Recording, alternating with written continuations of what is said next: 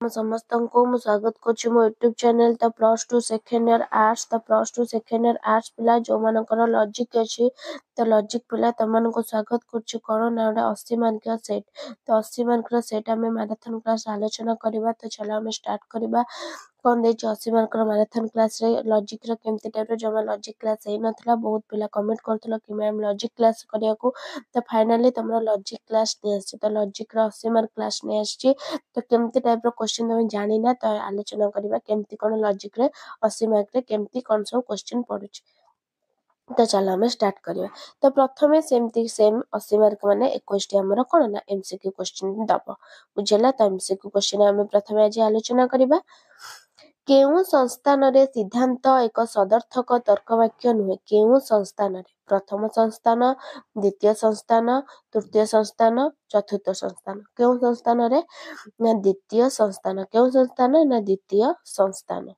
Next Aristotle का मतरे केउ संस्थानटी एक संपूर्ण वैध संस्थान अरिस्टोटल का मतरे प्रथम संस्थान द्वितीय संस्थान तृतीय संस्थान चतुर्थ संस्थान केउ संस्थान ना अरिस्टोटल का मतरे केउ संस्थान रे एक संपूर्ण वैध प्रथम संस्थानटी एक वैध कोन ना संस्थान रूपे नेक्स्ट सामनेस को साक्षात रूपांतरीकरण रे केउ सिद्ध न्याय रूप को रूपांतरित करिवे बारबरा सेलारेंट डारी फेरियो कोन हबो ना सामनेस को साक्षात रूपांतरीकरण सेलारेंट करिवो नेक्स्ट शेषारे को असाक्षात रूपांतरीकरण रे केउ सिद्ध न्याय रूप को रूपांतरित करिवे बारबरा सेलारेंट डारी फेरियो कोन हबो ना फेरियो शेषारे को असाक्षात फेरियो रूपांतरीकरण करिवो नेक्स्ट अस्वीकृतिमूलक दुई श्रृंगक युक्ति को कौन कहा जाए अस्वीकृतिमूलक दुई श्रृंगक युक्ति को भावात्मक निषेधात्मक सरल जटिल कौन हबो ना निषेधात्मक नेक्स्ट क्वेश्चन गंदला जदि क ख हुए तेबे ग घ हुए जदि क ख हुए तेबे ज झ हुए तो ग घ नुहे अथवा ज झ नुहे अतएव क ख नुहे कौन हबो तो एटा कोन यह की प्रकार युक्ति अटे सरल भावात्मक सरल निषेधात्मक जटिल भावात्मक जटिल निषेधात्मक कोन हबो ना हबो सरल निषेधात्मक तापर देखिबा निम्न प्रदत्त मध्यरु केउटी एक आपादन फलन तो आपादन फलन कोन हबो ना ए आपादन फलन एटा हबो ना एटा ना एटा ना एटा आपादन कोडा ना आपादन होची एटा होची तमरा आपादन फलन बुझियला तापरे प मिथ्या हेबो जेतेबेले प सत्य फ मिथ्या प मिथ्या फ सत्य प मिथ्या फ मिथ्या प सत्य फ सत्य कोन हबो पिला माने तमरा एटा ना प मिथ्या हबो एवं कोन ना फ सत्य हबो तापरे देखिबा कोन दिछि वैकल्पिकर चिन्ह कोन अटे तो पिला माने वैकल्पिकर चिन्ह कोन वैकल्पिक चिन्ह कोन अटे कोटा वैकल्पिक चिन्ह पिला माने भितरु ना एटा होची वैकल्पिक कोन ना वैकल्पिक चिन्ह एटा आपादन एटा वैकल्पिक बुझला एटा संयोजक चिन्ह नेक्स्ट कोन देला कर्ण कौरवंक सखा अटंती कौरवंक सखा श्रवणेन्द्रिय नुहे श्रवणेन्द्रिय कर्ण नुहे यह केउ तर्क दोष द्विर्थक पक्ष दोष द्विर्थक साध्य दोष ना द्विर्थक हेतु दोष ना अवैध साध्यता दोष कोन हम एटा तमरो पिला माने ना हम द्विर्थक साध्य दोष कोन ना द्विर्थक साध्य दोष नेक्स्ट नववधूर गृह प्रवेश वृद्ध व्यक्ति मृत्युर कारण यह केउ प्रकार तर्क दोष अतः परं तस्मादतः तर्क दोष कारण स्थाने उपकारण ग्रहण तर्क दोष उपकारण कारण तर्क दोष उपरोक्त मध्यरु कोनोष्टि नुहे कौन हबो ना अतः परं तस्मादतः तर्क दोष नेक्स्ट क्वेश्चन धनात्मक चिन्ह बदल रे केउ चिन्ह प्रतीकात्मक तर्कशास्त्र विशेष उपयोगी होता है गाणितिक चिन्ह ज्यामितिक चिन्ह प्रत्यात्मक चिन्ह कोनोसिटी नुहे कौन हबो ना ट्रिपल आई हे जो प्रत्यात्मक चिन्ह नेक्स्ट नेक्स्ट कौन देला केतोटी परीक्षण पद्धति रही 3टी 4टी 5टी 6टी परीक्षण पद्धति केतोटी रही ना 5टी परीक्षण पद्धति रही केतोटी ना 5टी। नेक्स्ट परीक्षण पद्धति क्षेत्र में प्रयोग होतिबा केतोटी निरसन नियम रही गोटे 2टी 3टी 4टी केतोटी निरसन नियम रही ना 3टी निरसन नियम रही। नेक्स्ट केउ पद्धति कार्य सम्मिश्रण क्षेत्र में विफल हुए अन्वय पद्धति वितरक पद्धति संयुक्त पद्धति सहचारी परिवर्तन पद्धति केउ पद्धति ना अन्वय पद्धति।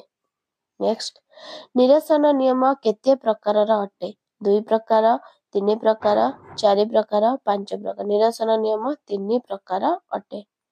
नेक्स्ट केउ पद्धति रे काकतालीय दोषर संभावना रही अन्वय पद्धति व्यतिरक पद्धति संयुक्त पद्धति परिशेष पद्धति केउ पद्धति ना व्यतिरक पद्धति रे कौन होइछ ना काकतालीय दोष रही। नेक्स्ट केउ पद्धति को गोटे अवरोह पद्धति कह जाए केउ पद्धति को संयुक्त पद्धति परिशेष पद्धति अन्वय पद्धति व्यतिरक पद्धति केउ पद्धति ना परिशेष पद्धति को अवरोह पद्धति कह जाए। नेक्स्ट न्याय अनुमान क्षेत्र में केतोटी अवयव थाए 2टी 3टी 5टी 7टी केतोटी थाए पिला माने ना 5टी केतोटी न्याय अनुमान क्षेत्र में 5टी अवयव थाए। नेक्स्ट व्यापक मध्य थिबा नियत निरुपाधिक संबंध को कौन कह जाए अनुमान जुक्ति व्याप्ति व्यापक कौन कह जाए ना व्याप्ति कौन ना व्यापक मध्य नियत निरुपाधिक संबंध को व्याप्ति कह जाए। नेक्स्ट क्वेश्चन तो लास्ट क्वेश्चन श्रीमद् भगवत गीता रे केतोटी अध्याय रही अछि 16टी 17टी 18टी 19 तो एटा बहुत गुरुत्वपूर्ण क्वेश्चन श्रीमद् भगवत गीता रे 18टी केतोटी ना 18टी अध्याय रही तापर आसिला कोन देखो केनतिया ना 2 मार्किया तमरा आसीबो 7टा क्वेश्चन तो पिला माने 2 मार्किया आसीबो तमरा 7टा क्वेश्चन तो 7टा क्वेश्चन हमें आलोचना करिबा। प्रथम संस्थानर स्वतंत्र नियमटी कोन 1 रे लिखिबो कोन ना साध्यवयव सामान्य हुए 2 रे लिखिबो पक्षावयव सदर्थक कोन ना साध्यवयव सामान्य पक्षावयव सदर्थक। नेक्स्ट 2 श्रृंगक जुक्तिर नियम कोन ना 2 श्रृंगक जुक्तिर 2टी नियम रही एहार नियम 2टी मिश्र प्राकल्पिक निरपेक्ष जुक्ति ऊपर कहा ऊपर आधारित अछि ना मिश्र प्राकल्पिक निरपेक्ष जुक्ति। 1 पॉइंट रे कोन लिखिबो ना साध्यवयवर पूर्वक द्वय को पक्षावयव रे वैकल्पिक भाबे स्वीकार कले ताहार अनुगदय को सिद्धांत रे हुए तो निरपेक्ष किबा वैकल्पिक भाबे स्वीकार करा जाय किंतु एहार विपरीत नियम ग्रहण योग्य नुहे। 2 पॉइंट रे कोन लिखिबो ना साध्यवयवर अनुगदय को पक्षावयव रे वैकल्पिक भाबे अस्वीकार कले ताहार पूर्वक द्वय को सिद्धांत रे हुए तो निरपेक्ष किबा वैकल्पिक भाबे अस्वीकार करा जाय किंतु एहार विपरीत नियम ग्रहण योग्य नुहे। तापर कोन देला डिमारिस रो साक्षात रूपांतरण कोन ना डिमारिस रो होची कोन ना डिमारिस रो होची डारी डिमारिस एटी लिखिबो हाइपेन दे डारी तापर लिखिबो प्रथम संस्थान एमति लिखिबो तापर कोन ना केतेक प म अटे आ समस्त केतेक प म अटे तापर आ लिखिबो देखो सेति लिखिबो तापर ई लिखिबो एटा ई देकी लिखिबो कोन ना केतेक प म अटे तापर आ देके एठी तळे लिखिबो समस्त म अ अटे तापर लिखिबो कोन ना आ समस्त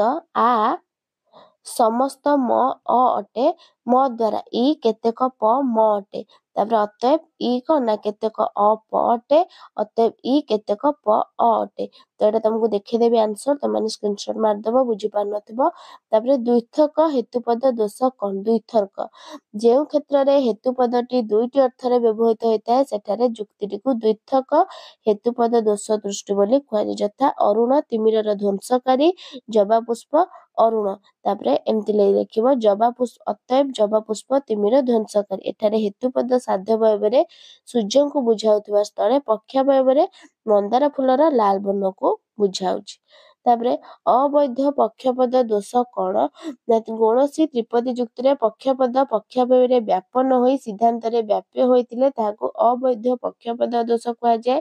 କୌଣସି ଭାରତୀୟ ହିଂସାପ୍ରିୟ ନୁହନ୍ତି। ଏ ତାପରେ ଲେଖିବ ସମସ୍ତ ଭାରତୀୟ ଧର୍ମପରାୟଣ ଅଟନ୍ତି। ଆ ତାପରେ ଅତଏବ କୌଣସି ଧର୍ମପରାୟଣ ବ୍ୟକ୍ତି ହିଂସାପ୍ରିୟ ନୁହନ୍ତି। ହାଇପେନ୍ ଦେଇ ଏ। ତାପରେ ତର୍କବଚନୀୟ ସ୍ଥିରାଙ୍କ କ'ଣ? ନା ସ୍ଥିରାଙ୍କର ଆକ୍ଷରିକ ଅର୍ଥ ହେଲା ଯାହା ସ୍ଥିର ରହେ ଅର୍ଥାତ୍ ଯାହା ପରିବର୍ତ୍ତନଶୀଳ ନୁହେଁ। ତର୍କଶାସ୍ତ୍ର ତଥା ଗଣିତ ଶାସ୍ତ୍ରରେ ବ୍ୟବହୃତ ହେଉଥିବା ସ୍ଥିରାଙ୍କ ଗୁଡ଼ିକର ଅର୍ଥ ସର୍ବଦା ଅପରିବର୍ତ୍ତିତ ରହେ।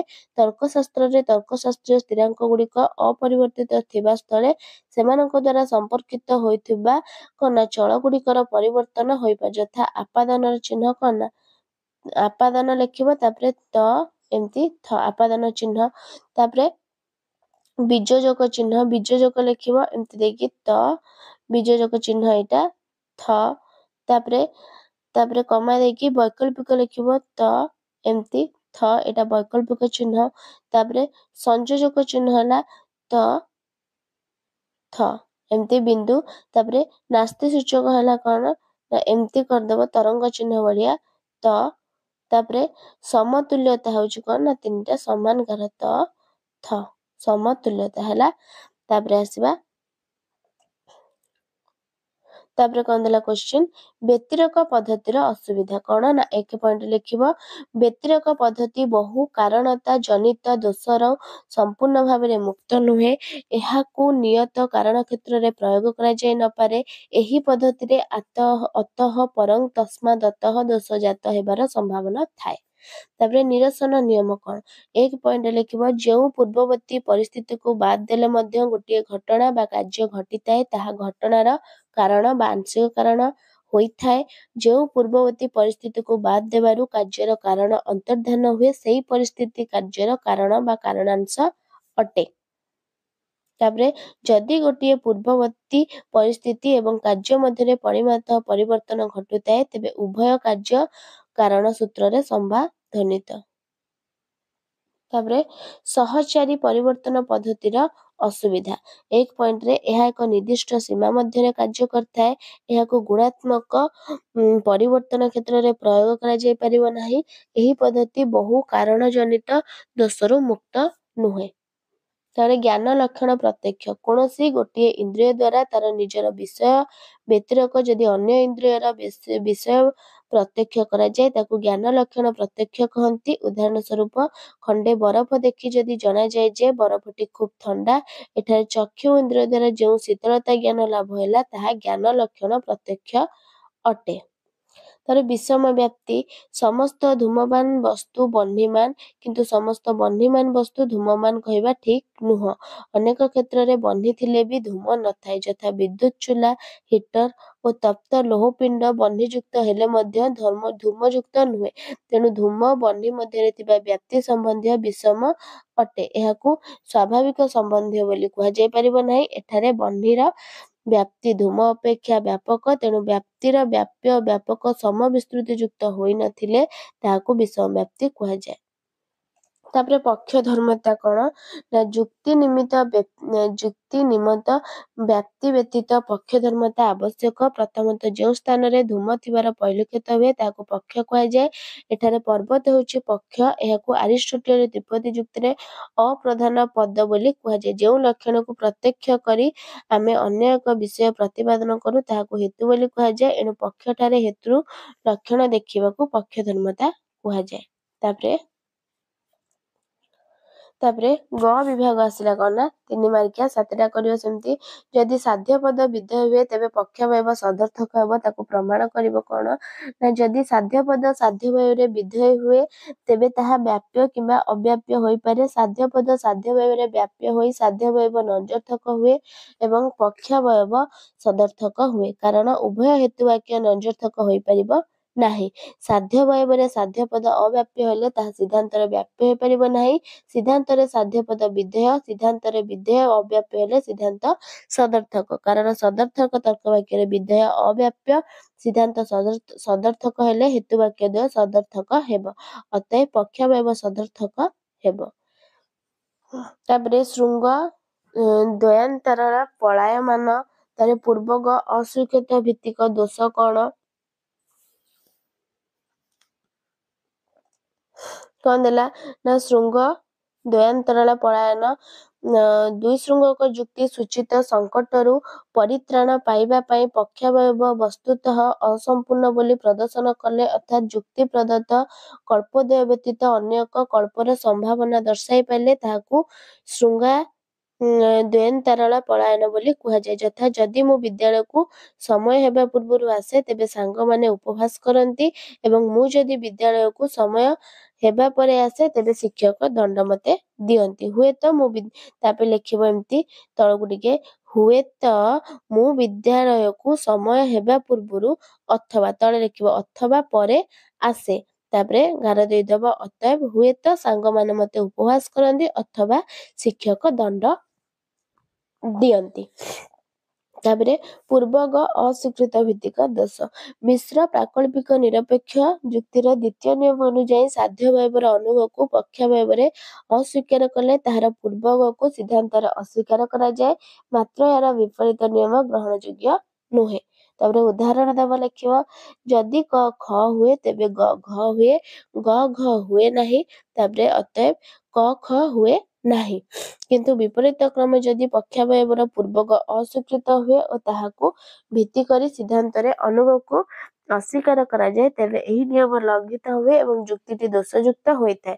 ଏହାକୁ ପୂର୍ବକ ଅସ୍ୱୀକୃତ ଭିତ୍ତିକ ଦୋଷ କହନ୍ତି। ଉଦାହରଣ ଯଦି କ ଖ ହୁଏ ତେବେ ଗ ଘ ହୁଏ ଏଇଟା କ ଖ ହୁଏ ନାହିଁ ତାପରେ ଅତଏବ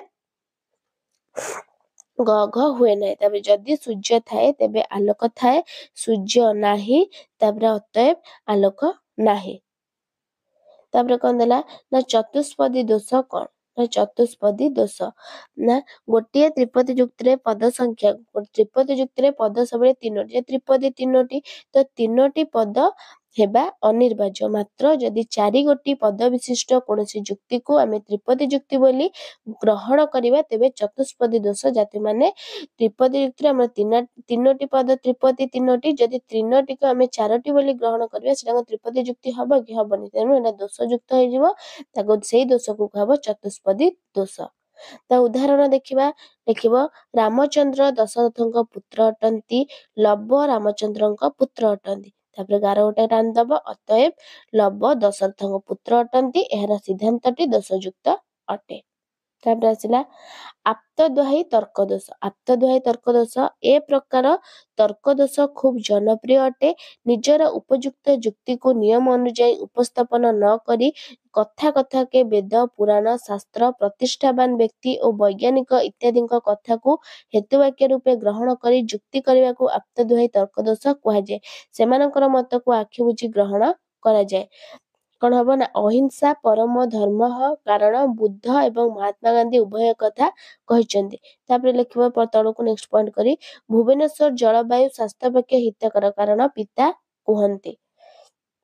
ତାପରେ ବିରୁଦ୍ଧ ଫଳନ ସତ୍ୟ ସାରଣୀ ବିରୁଦ୍ଧ ଫଳ ସତ୍ୟ ସାରଣୀ ତାପରେ କ'ଣ ନା ବୈଜ୍ଞାନିକ ବ୍ୟାଖ୍ୟାନ ବିଜ୍ଞାନ ସମ୍ମତ ନିୟମ ଅନୁସାରେ କୌଣସି ଘଟଣାର ବ୍ୟାଖ୍ୟାକରଣକୁ ବୈଜ୍ଞାନିକ ବ୍ୟାଖ୍ୟାନ କୁହାଯାଏ। ବୈଜ୍ଞାନିକ ବ୍ୟାଖ୍ୟାନର ଉଦ୍ଦେଶ୍ୟ ହେଲା କାର୍ଯ୍ୟ କାରଣ ସମ୍ପର୍କକୁ ଆବିଷ୍କାର କରିବା ଏହା ଲୌକିକ ବ୍ୟାଖ୍ୟାନ ଠାରୁ ପୃଥକ ଅଟେ। ବିରୁଦ୍ଧ ଫଳନ କ'ଣ ଗୋଟିଏ ତର୍କ ବାକ୍ୟ ସତ୍ୟ ହେଲେ ତାର ବିରୁଦ୍ଧ ତର୍କ ବାକ୍ୟଟି ମିଥ୍ୟା ହୁଏ ସେହିପରି ଗୋଟିଏ ମିଥ୍ୟା ହେଲେ ତାର ବିରୁଦ୍ଧଟି ସତ୍ୟ ହୁଏ। ଯଥା ପୁଷ୍ପ ଶ୍ୱେତ ଅଟେ ସତ୍ୟ ହେଲେ ପୁଷ୍ପ ଶ୍ୱେତ ନୁହେଁ ମିଥ୍ୟା ପୁଷ୍ପ ସତ୍ୟ ଅଟେ ତ ପୁଷ୍ପ ସତ୍ୟ ନୁହେଁ ତାର ହଉଛି ଚିହ୍ନ ଏମିତି ତ ବୁଝିହେଲା। ତାପରେ ଏହାକୁ ନେଇ ସତ୍ୟ ସାରଣୀ ଭାବେ ଗଠନ କରେ ସତ୍ୟ ସାରଣୀଟା ଗଠନ କରିବ ଏମିତି ତ ଦେଇଦେବ ସତ୍ୟ ଏଇଟା ହଉଛି ମିଥ୍ୟା ଏମିତି ଚିହ୍ନ ଏଇଟା ମିଥ୍ୟା 1 0 0 ହେଲେ ଏଇଟା 1 ହବ ହେଲା। ତାପରେ ବୈଜ୍ଞାନିକ ବ୍ୟାଖ୍ୟାନ କହିଲି ତାପରେ ଏଇଟା କାହିଁକି ପରିଶେଷ ପଦ୍ଧତିକୁ ଗୋଟିଏ ଅବରୋହ ପଦ୍ଧତି କୁହାଯାଏ। କାହିଁକି ନା ପରିଶେଷ ପଦ୍ଧତିକୁ ଅନେକ ସମୟରେ ଅବରୋହ ପଦ୍ଧତି ମଧ୍ୟ କୁହାଯାଏ କିନ୍ତୁ ଏହି ପ୍ରକାର କହିବାର କିଛି ଦୃଢ଼ କାରଣ ନାହିଁ।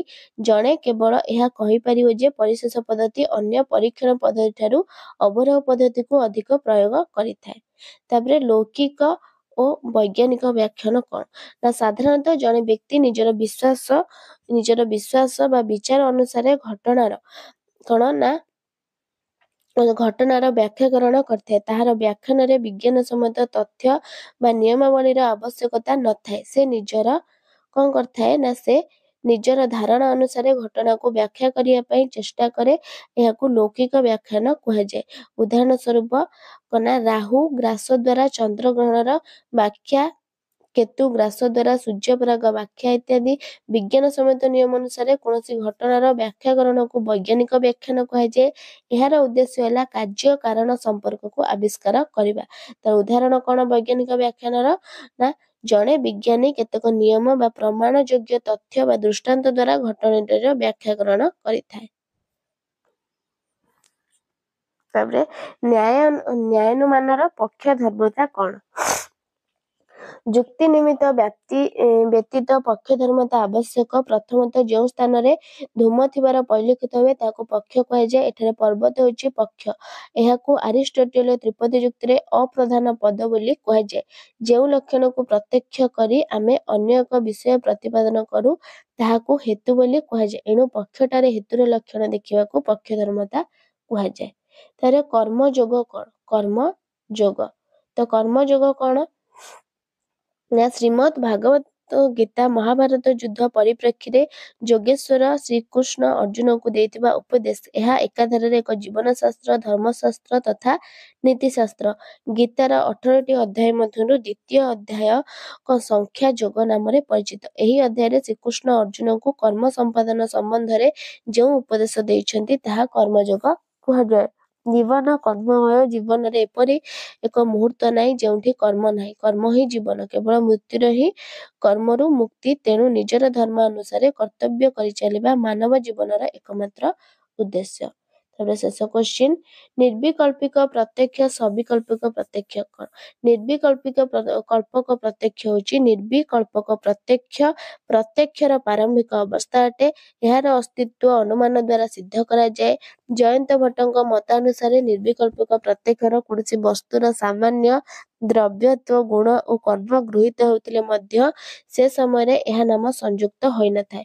ଗଙ୍ଗେଶ ନିର୍ବିକଳ୍ପକ ପ୍ରତ୍ୟକ୍ଷକୁ ନାମ, ଜାତି ଇତ୍ୟାଦି ଯୋଜନାରହିତ ବୈଶିଷ୍ଟ୍ୟ ଗ୍ରହଣ ନ କରୁଥିବା ନିଷ୍ଠିକାରକ ଜ୍ଞାନ କହିଛନ୍ତି। ବୈୟାକରଣ ଦର୍ଶନରେ ନିର୍ବିକଳ୍ପକ ଜ୍ଞାନର ସତ୍ତା ସ୍ୱୀକୃତ ହୁଏ ନାହିଁ। ସବିକଳ୍ପକ ପ୍ରତ୍ୟକ୍ଷ ବସ୍ତୁ ଯେତେବେଳେ ନାମ, ଜାତି ଓ ବିଶେଷଣ ଯୁକ୍ତ ହୋଇ ପ୍ରତ୍ୟକ୍ଷ କରାଯାଏ ତାହାକୁ ସବିକଳ୍ପକ କହନ୍ତି। ଯେଉଁ ପ୍ରତ୍ୟକ୍ଷରେ ପ୍ରକାରତା ବା ବିଶେଷଣ ବିଶେଷ ଭାବରେ ଜ୍ଞାନ ହୁଏ ତାହା ସବିକଳ୍ପକ ଅଟେ। ସବିକଳ୍ପକ ପ୍ରତ୍ୟକ୍ଷରେ ବସ୍ତୁର ସୁସ୍ପଷ୍ଟ ଓ ସୁନିର୍ଦ୍ଦିଷ୍ଟ ଜ୍ଞାନ ହୁଏ। ସବିକଳ୍ପକ ପ୍ରତ୍ୟକ୍ଷରୁ ଶବ୍ଦର ପ୍ରକାଶ କରାଯାଇପାରେ।